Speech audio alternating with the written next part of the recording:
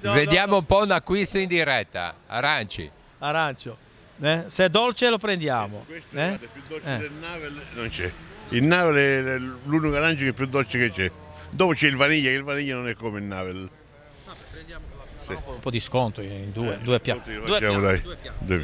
Ok. Quanto facciamo? Guarda, sarebbe 40 euro, gliela faccio 35-30 euro, via. 30 euro. Va bene? 30. Giudicato? Aggiudicato. Poi l'anno prossimo controlliamo.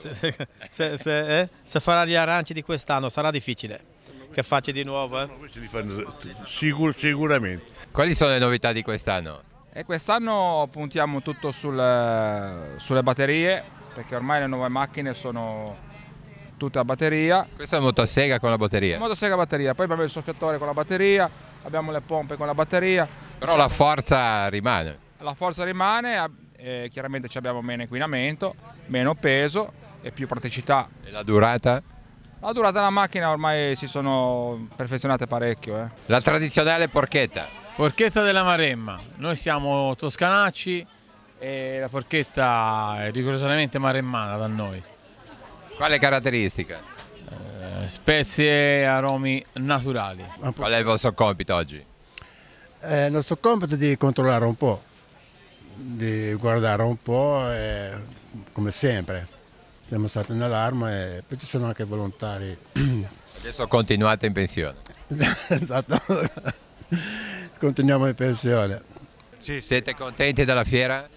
Sì, mi sembra bene, grande e hanno anche messo bene, mi sembra, c'è più spazio. Avete già acquistato qualcosa? Purtroppo sì. Ma è la moglie che spende di più? Come fa a saperlo?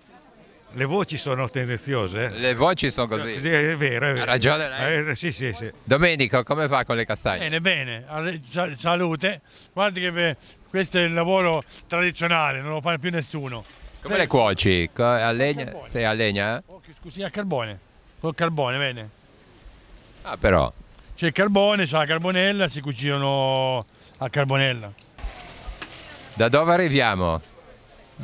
Pistoia. Le nostre porchette prima passano alle terme e poi le cuciniamo. Come attività girate sempre per le fiere o avete anche un punto fisso? Domenica ci vediamo a Rafallo? Ah, va bene. Che dici? Ha già prenotato? Già prenotato? Allora va bene.